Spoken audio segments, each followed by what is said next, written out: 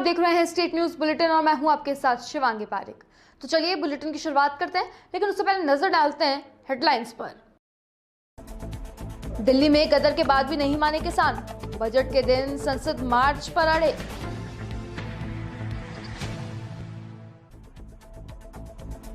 नरेश टिकैत बोले, दिल्ली की घटना से सरकार का नहीं किसानों का हुआ है नुकसान।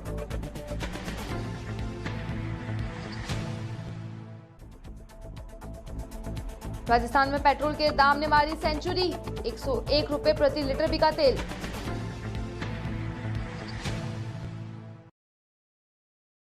और अब खबरें विस्तार से। देश की राजधानी में गणतंत्र दिवस के जश्न के बीच में मंगलवार को हिंसक प्रदर्शनों की गवाही बनी। एक कृषि कानून के विरोध कर रहे किसानों की ट्रैक्टर रैली के दौरान हिंसा भड़क गई।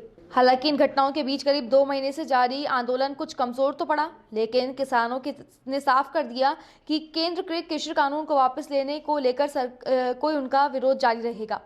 यही नहीं, उन्होंने कहा कि बजट के दिन संसद तक होने वाले मार्च का भी कार्यक्रम यथावत रहेगा। राजधानी दिल्ली में कई जगहों पर किसानों और पुलिस के बीच में झड़प हुई, जिनकी वजह से राजधानी के कई इलाकों में हड़कंप मच गया। हिंसा का यह दौर लगभग पूरे दिन चला। माना जा रहा है कि इस हिंसा की वजह से किसानों का आंदोलन कमजोर पड़ गया है। वहीं सरकार 26 जनवरी को हुई इन घटनाओं को लेकर किसानों से जल्द ही सवाल करेगी। गणतंत्र दिवस के मौके पर किसान ट्रैक्टर परेड के दौरान दिल्ली में हुए बवाल को लेकर भारतीय किसान यूनियन के राष्ट्रीय अध्यक्ष नरेश टिकैत का बड़ा बयान सामने आया है। ट्रैक्टर परेड से वापस लौट रहे नरेश टिकैत ने बागपत में इस घटना की निंदा की है। उन्होंने कहा कि इस घटना से सरकार का नहीं बल्कि किसानों का नुकसान हुआ है। सरकार लगातार किसानों को बेइज्जत करने में लगी हुई है।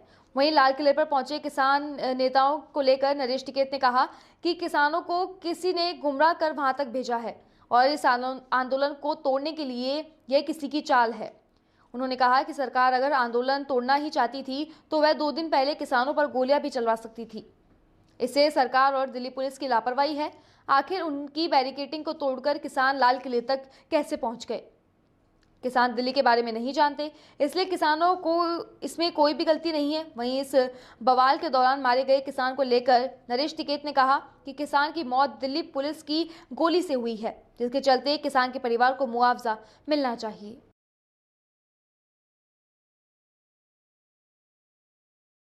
जिस बात को लोग व्यंग के रूप में लेते हैं, वह राजस्थान में हकीकत बनकर सामने आया है। राजस्थान में सोमवार को पेट्रोल के दामों में 100 रुपए का आंकड़ा पार कर दिया। यहां गंगानगर में सोमवार को प्रीमियम पेट्रोल 101.54 प्रति लीटर बिका, जबकि सामान्य पेट्रोल 97.69 रुपए प्रति लीटर बिका। ऐसे में आम नागरिकों और व्यापारियों के लिए सरकार ने गुहार लगाते हुए कहा कि राज्य में वेट की दरें कम करें ताकि पेट्रोल की बढ़ती कीमतों पर लगाम लग सके। राजस्थान में पेट्रोल और डीजल पर देश में सबसे ज्यादा वेट लगता है। राजस्थान में पेट्रोल और डीजल की बढ़ती कीमतों की बात करें तो यहां पूरे देश के मुकाबले सबसे ज्यादा वेट लगता है। राजस्थान में राज्य की सरकार से पेट्रोल पर यहां पे 38% टैक्स लगता है। वहीं डीजल की बात करें तो यह दर 28% है। कोरोना का फंड जुटाने के लिए सरकार ने पेट्रोल और डीजल पर 10% एक्स्ट्रा टैक्स लगाया है, जिसके चलते राज्य में पेट्रोल की कीमतें आसमान छू रही है।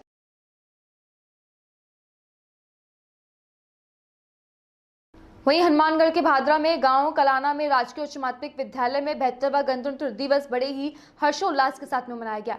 कोविड-19 के दिशा निर्देश के अनुसार विद्यालय में कोई भी बच्चा नहीं बुलाया गया। ध्वजारोहण सरपंच शेर सिंह बजानिया, प्रधानाचार्य देवेंद्र कुमार ने किया। इस अवसर पर सरपंच भामाशाह, समाज सेवी अतिथिगण उपस्थित रहे। प्रधानाचार्य ने विद्यालय की उपलब्धियों के बारे में उपस्थित अतिथियों को अवगत करवाया। इस पश्चात ग्राम सैनिक समिति द्वारा निर्मित प्रधानाचार्य कक्ष का लोकार्पण किया गया। इसी के साथ में विद्यालय स्टाफ द्वारा विकसित पार्क का लोकार्पण किया। प्रमोद मालपानी द्वारा 1 लाख रुपए की और 25,000 से लागत से विद्यालय भवन का रंग रोगन करवाया गया। विजय कुमार नेहरा, हनुमान अग्रवाल द्वारा प्रधानाचार्य कक्ष के लिए मेज, कुर्सी, सोफा सेट प्रदान किया गया। सरपंच शेर सिंह बजानिया द्वारा पार्क पौधारोपण के लिए 25,000 रुपए की आर्थिक सहयोग किया। भूप सिंह सिंगानिया द्वारा घास कटिंग मशीन के लिए 12,000 रुपए का योगदान किया गया। साथ ही प्रधानाचार्य ने सभी दानदाताओं का आभार जताया। राजस्थान के भरतपुर जिले में हाल ही में घटित शराब दुखहत्या के बावजूद पुलिस ने कोई भी सबक नहीं लिया। गणतंत्र दिवस के दिन भी बयाना थाना क्षेत्र में कलसाड़ा में पुलिस चौकी के पास में दिन भर शराब की बिक्री चलती रही। पुलिस को अपनी चौकी के पास में ही शराब बिकती नजर नहीं आई, जबकि शराब दुकानदार के बाद में पुलिस रोज ही मुस्तैदी के साथ में शराब माफियाओं के खिलाफ कार्रवाई की बात कर रही है। गणतंत्र दिवस पर पुलिस अपनी मुस्तैदी को शायद भूल ही गई थी।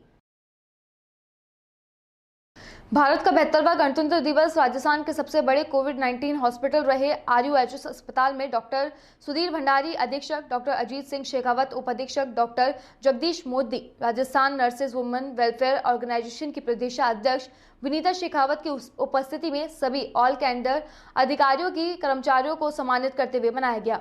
विनीता शेखावत ने बताया कि Rajasthan nurses women welfare organisation के पदाधिकारियों ने प्राचार्य व अधीक्षक और नर्सेज अधीक्षक को फ्लोरेंस नाइटिंगेल की तस्वीर भेंट कर उनका सम्मान किया। सभी हेल्थ वर्कर्स को वैक्सीनेशन के प्रति प्रेरित करते हुए जागृत किया गया। समारोह में मुख्य अतिथि डॉक्टर सुधीर भंडारी अधीक्षक, doctor Ajit Singh, doctor Girish Chauhan, doctor Jagdish Modi, nursing superintendent Shashikant Sharma, Ramswaroop Rawat, doctor Mahendra Samariya, doctor Tarun Lal उपस्थित रहे।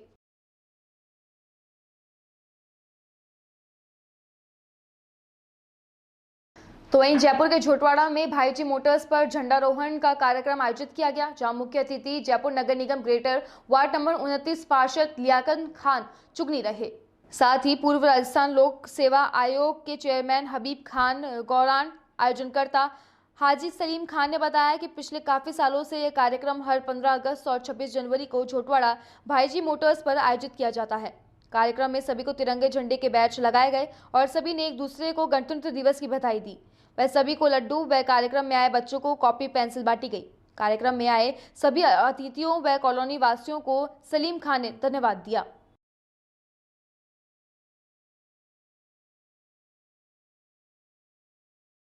तो वहीं जोधपुर के देचू में अखिल भारतीय ब्राह्मण महासंघ प्रदेश अध्यक्ष राष्ट्रीय परशुराम सेना राजस्थान प्रदेश महासचिव महेंद्र सिंह राजपुरोहित घेवड़ा का पुणे में स्वागत किया गया।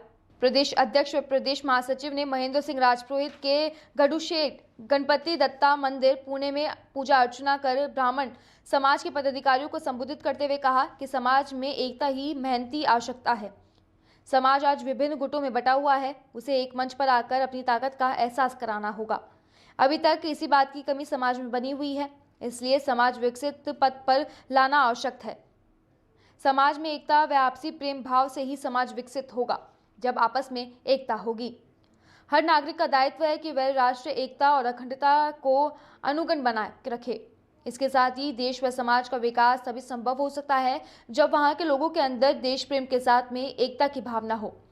जब तक समाज में भाईचारा व समानता कायम नहीं होगी, किसी भी समाज का विकास नहीं हो सकता है।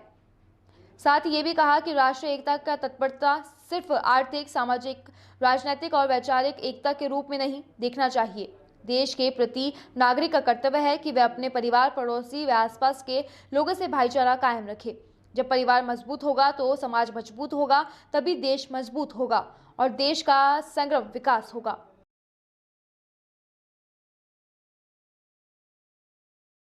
फिलहाल स्टेट न्यूज बुलेटिन में बस इतना ही। देश और दुनिया की तमाम खबरों के लिए देखते रहिए DPK न्यूज। नमस्कार।